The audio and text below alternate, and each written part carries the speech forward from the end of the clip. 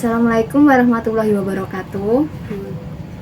Perkenalkan, saya di sini Nur Azizah Habibah dari Media Desa Sangon 2, ingin mewawancarai Mbak Tursini yang sebelumnya pernah pergi ke luar negeri sebagai TKI.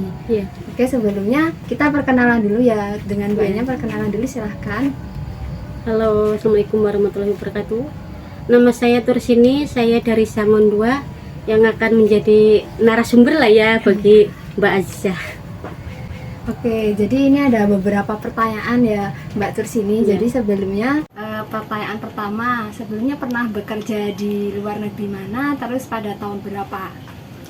Saya pernah bekerja di Singapura pada tahun 2005 sampai 2009 dan saya bekerja di sana saya sebagai baby sister, mengasuh bayi dan bersih-bersih rumah.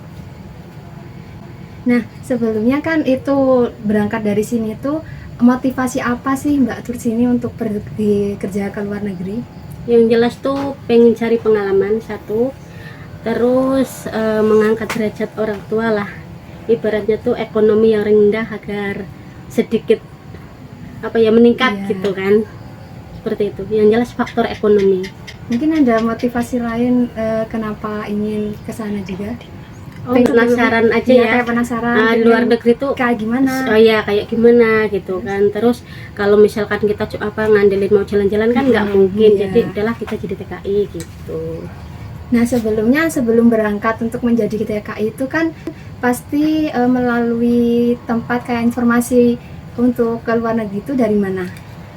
Kalau masalah mau ke sana taunya dari mana gitu kan, itu kalau di tempat kita di Gombong dulu, itu tuh ada tetangga kita yang jadi ibaratnya kayak agent, penyalur tenaga kerja itu.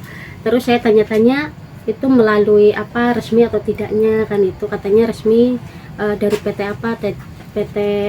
Teja Mukti Utama dulu kan. Terus berapa lama kira-kira dari ibaratnya di PT sampai pemberangkatan gitu kan, katanya paling lama tuh 3 bulan di PT, tapi alhamdulillah saya cuma 1,5 bulan terbang ke Singapura.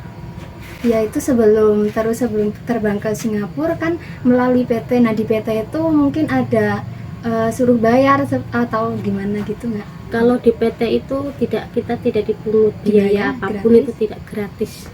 Terus kalau di PT itu kita kan ya sekolah yang terutama itu bahasa. Tapi ternyata sekolah di Indonesia itu beda sama yang ngomong di luar sana kan itu. Kalau di sini mungkin dalam bahasa Inggris gitu ya, kita terlalu fasih gitu kan. Kalau di sana kan enggak gitu. Jadi kalau menurut saya itu belajar bahasa di Indonesia ini percuma, soalnya di sana nggak digunakan. Gitu. Ya, itu kan sebelum berangkat juga ada pelatihan ya. Nah, pelatihan mulai kan 1 bulan tadi kata Mbak Tursini. Nah, 1 bulan tuh pelatihan tuh belajarnya tentang apa aja kalau boleh tahu? Kita belajar tentang memasak, cara merawat bayi, cara membersihkan rumah, terus pokoknya itulah cara membersihkan rumah, merawat bayi gitu, mengasuh gitu ya dengan cara yang benar gitu. Berarti emang sebelum Mbak Tursini berangkat tuh udah dikasih tahu nanti kerjanya bakal menjadi ART di itu? Iya, sudah. Atau ada iming-iming lain kayak gitu? Oh, nggak ada. Kalau waktu 2005 itu belum ada, tapi kalau sekarang memang sudah ada. Lalu bagaimana proses berangkatan kan habis itu ke agen, terus kan itu udah pelatihan, habis pelatihan itu langsung berangkatan langsung ke bandara atau gimana sih? Kalau kita ke Batam dulu. Ke Batam. Nah, ke Batam kita dari Jakarta terbang ke Batam. Nanti dari Batam tuh naik kapal feri langsung menuju ke Singapura. Dari Singapura nanti diambil lagi sama agent sana, di agent terus dilatih lagi gitu kan. Nanti PKL dua hari di Singapura. Selepas 2 hari PKL kita langsung diantar ke majikan. Berarti itu dari proses itu terus milih majikan tuh udah diatur dari sananya gitu ya? Iya, sebelum kita berangkat ke Singapura, kita tuh ditelepon dulu sama agent kan. ini anak ini misalnya nomor Iya. nomor 1383 tuh dapat job gitu kan. Tapi kalau udah dapat job kan udah pasti dapat majikan. Kalau yang dapat majikan dulu itu belum tentu dapat job kan gitu. Terus nanti di PT itu kita ditelepon sama majikan kita, kamu mau ngasuh nggak? Mau gitu kan. Kalau mau nanti 1 minggu sebelum kamu terbang gitu kan gitu. Berarti itu berdasarkan tawaran dari majikan dulu, baru kalau bersedia kayak diterbangin gitu. Iya, waktu saya seperti itu. Soalnya saya orangnya gimana ya, dikasih majikan Melayu saya nggak mau. Dikasih majikan bule saya juga nggak mau. Terus kamu maunya majikan seperti apa? Saya maunya yang orang Cina gitu kan. Terus udah gitu ya udah saya dapat orang Cina itu. Ya ini Mbak Tursini kan pertama udah sampai ke majikan tadi di sana tuh, mungkin cara Mbak Tursini untuk adaptasi gimana, langsung beradaptasi atau perlu ada hal-hal yang mungkin nggak menyenangkan gitu? Ya di sana namanya orang baru ya. Tentu kita masih inget di Indonesia, masih ingat keluarga. Udah gitu tuh cara ngomongnya ini saya belajar di sini bahasa Inggris. Udah nyampe sana bahasanya Mandarin kan. Udah gitu waktu majikan yang laki-laki masih di rumah, saya masih bisa ngomong. Tapi ketika majikan laki-laki saya nggak di rumah, itu udah pergi ke Hong Kong, cuma majikan perempuan, udah saya kayak orang bisu aja. Kayak gimana ya, pakai bahasa isyarat gitu kan. Pengalaman yang menyedihkan itu di sana tuh ditanyain pakai bahasa Mandarin kan. Misalnya gini, Sinti Nikolai, Sinti katanya sini gitu kan. Terus saya ke majikannya ditanyain, kalau misalnya bahasa sini kan kamu boleh makan ini enggak gitu kan. Tuh majikan saya bilangnya gini, Niki cek mah. Saya bilang oke gitu kan. Saya tuh taunya cuma nggak boleh kan oke gitu kan. Cuma bilang oke, cek saya mah ya sih oke. Hah? Cek oke, nak oke. Nih cek semua. Wahui cevan hayo lacio gitu kan. Katanya gini, kamu nggak boleh makan ini itu. Terus kamu bolehnya makan apa? Aku bolehnya makan nasi sama cabe. Selama 3 bulan saya cuma makan nasi sama cabe. Karena nggak tahu bahasa kan itu. Kayak gitu. Itu selama makan itu gara-gara ada miskomunikasi antar nggak tahu bahasa itu tadi ya? Iya, karena salah paham. Nah kan udah ada miskomunikasi bahasa tadi. Nah terus selanjutnya tuh cara Mbak Tursini untuk adaptasi lagi biar bisa untuk komunikasi itu bagaimana? Saya cuma mendengarkan. Cuma mendengar, oh kalau majikan saya ngomong itu berarti ini gitu kan. Setelah 3 bulan kemudian majikan yang laki-laki ini pulang dari Hong Kong kan. Terus nengok saya makan nasi sama sambal tadi. Yuk kenapa cuma makan pakai cili ya katanya kan.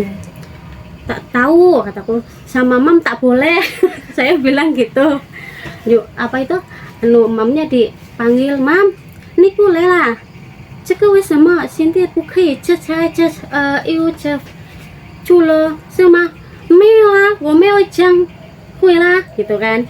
Katanya kan ini katanya apa, nggak boleh makan ini tuh. Apa benar? Enggak ya, boleh. Katanya kayak gitu kan. Terus majikan saya, oh berarti apalah, iyo tak tahu ya bahasa Mandarin.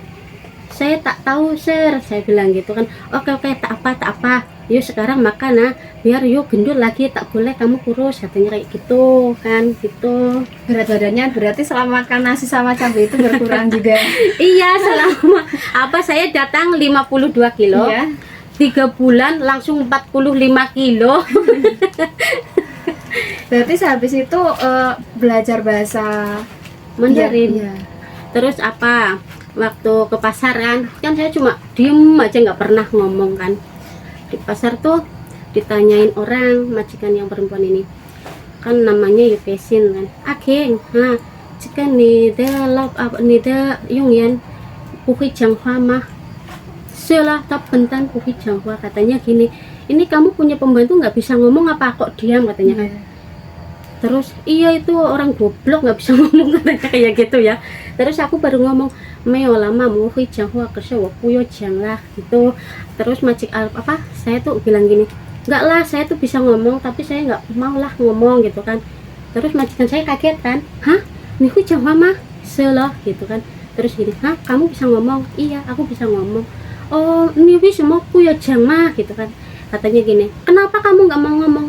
Aku bilang nggak apa-apa gitu. Terus ya udah berhari-hari di sana tuh sehari-harinya Iya. tuh pakai bahasa Mandarin, nggak pernah pakai bahasa Inggris. Kalau cuma keluar aja pakai bahasa Inggris gitu. Berarti beneran sebelumnya waktu mau berangkat tuh nggak ada pelatihan tentang bahasa gitu juga Ya ya? cuma bahasa Inggris aja. Inggris Kalau aja. yang Mandarin kan kalau yang ke Taiwan itu Iya. kayak gitu. Ya Ah. ada enaknya, ada enggaknya ya. Kalau misalnya enaknya itu di sana tuh kerjanya nggak berat, nggak Iya. seberat di Indonesia gitu kan. Kalau di sana kan kalau orang yang kaya itu yang punya rumah di tanah gini. Iya. Tapi kalau yang cuma tinggal di apartemen itu kan orang biasa-biasa Iya. aja gitu. Mungkin untuk sukanya yang lain dari Mbak Turs ini mungkin bisa diceritain lagi. Tadi kan Mbak Turs ini sempat cerita kalau pernah ke Hong Kong juga liburan dalam beberapa bulan gitu. Ya itu kalau apa majikan saya kan termasuk orang punya ya, Iya. perusahaannya tuh di mana-mana gitu kan. Terus saya ngasuh dari umur 4 bulan sampai 4 tahun lebih itu saya asuh. Jadi kalau misalnya anak asuh saya dibawa, saya ikut gitu kan. Nanti 1 bulan di Hong Kong atau 1 bulan setengah, nanti pulang lagi ke Singapura cuma 3 minggu, kalau enggak 2 minggu, terus pergi lagi ke Jepang, terus pergi lagi ke Korea kayak gitu. Lalu untuk hidup di sana tuh apa, kan di awal tadi Mbak Turs ini tuh butuh adaptasi yang itu enggak, yang susah gitu kan, kemana-mana gitu. Kalau menurut saya enggak sih ya. Kalau yang pengalaman yang apa lebih apa itu buang sampah. Kalau di Singapura kan nggak boleh buang sampah sembarangan. Itu pernah saya tuh terciduk polisi. Tersiduk. Karena ya mungkin kebiasaan di Indonesia kan makan permen dibuang gitu ya. Saya tuh habis makan tak buang, 3 kali buang sampah sembarangan, udah diciduk polisi, saya masuk ke penjara. Tapi penjara di sana enak. Penjara di sana enak tuh bagaimana? Terus Ya, bisa ceritain. Ya namanya penjara masih tahanan Iya. biasa ya. Dikasih makannya yang enak-enak, Iya. tidurnya di Justru malah hidup di penjara. Iya. Nah ini kan Mbak Turs ini bilang kalau di penjara di sana tuh enak lah. Kalau di tempat majikan tuh dikasih tempat tinggal yang seperti apa begitu? Oh, kalau di tempat majikan sama. Kalau di tempat majikan tuh Ada makan, kamar. ada pasti ada itu ya, kamarnya ya mewah lah. Ibaratnya tuh nggak dibeda-bedain gitu kan sama yang punya rumah gitu. Terus kalau masalah makan itu ditinggalin uang, suruh belanja sendiri, terserah mau makan apa gitu. Kalau orang luar kan biasanya makan babi, Iya. itu peralatan masak kita juga nggak disamain, dibedain kayak gitu. Terus juga kalau untuk upah di sana juga dikasih tepat waktu, nggak kayak Gaji, iya. kalau gaji pasti tepat Tepat waktu. waktu. Ini ya, soalnya kalau misalnya nggak tepat waktu itu nanti dari embassy gitu kan, itu pasti ditanyain setiap bulannya tuh, ditanyain itu udah digaji belum gitu. Lalu itu sistemnya kontrak atau bagaimana? Kontrak Berapa tahun? saya kontrak 2 tahun tapi nyambung lah. Nyambung lagi. Berarti nyambung lagi itu tinggal diskusi sama majikannya aja. Iya. Atau ada ke agen lagi tadi? Enggak, sama majikan. Berarti ketika Mbak Turs ini terbang ke Singapura tadi, udah ditempatin ke majikan, udah agennya nggak ada tanggung jawab lagi gitu kan? Atau bagaimana? Selama 2 tahun itu masih ada tanggung jawab ya, Tanggung jawab. karena di sana kan setiap 6 bulan sekali itu pasti medical lagi kan.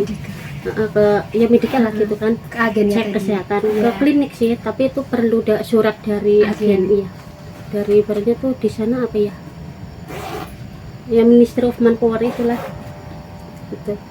Oh ya, ini untuk Mbak Turs ini mungkin kan banyak ya sekarang muda-mudi mungkin yang pengen mereka pergi ke luar negeri. Mbak Turs ini kasih tips sama sarannya untuk muda-mudi yang ingin ke luar negeri itu apa ya?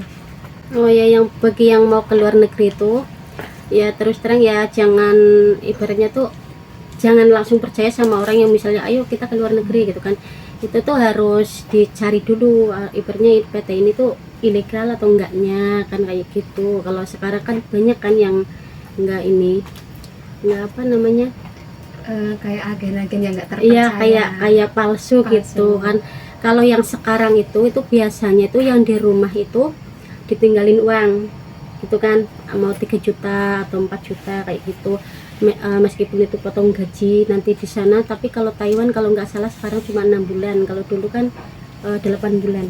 Berarti itu tinggal uang tuh kayak buat pelatihan gitu atau enggak, itu buat ninggalin yang ditinggal di rumah keluarganya. Itu misalnya punya anak buat kebutuhan keluarganya kayak gitu. Kalau misalnya kita pergi ke PT itu ya cuma uang saku doang, soalnya di sana itu makanan itu udah disediakan semua kayak gitu. Nanti kalau misalnya apa, kan ada ini yang dapat, misalnya dapat majikan tuh agent lah ya, agent kan ada yang keras itu di, misalnya di luar negeri tuh kalau misalnya agent yang keras itu kan bentak-bentak gitu, itu tuh kita harus lapor kayak gitu. Tapi lapornya itu nggak langsung ke PT, ke Kedubes sana, ke Kedubes Indonesia itu kan, itu ada sendiri itu di sana yang menangani kan kayak gitu. Terus kalau misalnya udah nyampe tempat majikan itu jahat lah sama kita itu kan, itu juga sama di sana ada yang harus di apa, harus lapor gitu kan ke situ, bukan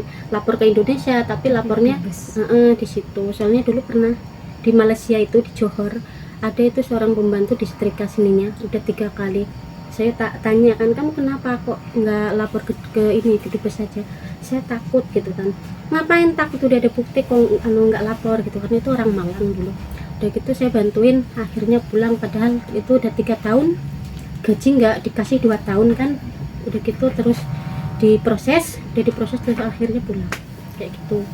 Itu sama di setiap negara itu pasti ada yang baik ada yang itulah ya, tapi alhamdulillah kalau majikan saya itu baik dulu kayak gitu. Terus kalau misalnya di sana tuh kerja udah di perumahan gitu kan, kan ada udah kamu tinggalin aja di perumahan, kamu lari ke pabrik gitu kan. Di sini tuh kamu gajinya gede, nah tapi dilihat dulu itu ibaratnya paspornya ada nggak, terus ininya ada nggak gitu kan, ilegal nggak gitu. Di sana kan ada, kalau yang ilegal kan ya dikejar-kejar polisi lah. Tapi kalau sekarang kan kalau yang ilegal kalau misalnya di Taiwan itu udah enak, soalnya ada buat cikrak gitu, tahu kan? Cikrak Ada itu YouTube-nya itu dibuka aja. Nah itu langsung lapor ke situ kan, nanti dia yang menangani. Kalau misalnya di bandara susah gitu kan, ya telepon itu aja gitu, kita nggak susah-susah kayak dulu gitu. Kalau dulu kan kita bingung, misalnya mau pulang nanti gimana, nggak ada yang nganter, kalau udah masuk bandara jalannya kemana gitu kan. Kalau sekarang nggak, udah ada yang nganter gitu. Pokoknya kalau pergi ke luar negeri yang dulu sama yang sekarang itu enakan yang sekarang. Udah iya. Kalau dulu kan kita masih takut ya, kita mau ngejalanin sholat aja kadang dilarang sama majikan. Kalau sekarang enggak, kalau sekarang tuh malah 1 minggu sekali kalau di Hongkong itu harus wajib keluar itu kumpul sama teman-teman. Kalau dulu kan ya 1 minggu sekali kan keluar, tapi nggak pernah ngaji gini tuh enggak. Kalau sekarang udah boleh. Jadi bahasanya dikasih waktu untuk libur ya. Kalau dulu kan kalau di Singapura, di Malaysia itu enggak, kalau yang kejam kan Malaysia ya. Mungkin itu saja ya Mbak Tursini tentang terkait pertanyaan-pertanyaan saya. Terima kasih udah mau diajakin ngobrol-ngobrol, sharing-sharing tentang pengalaman ke luar negeri. Mungkin itu saja teman-teman dari cerita Mbak Tursini ini. Kurang lebihnya mohon maaf. Wassalamualaikum warahmatullahi wabarakatuh.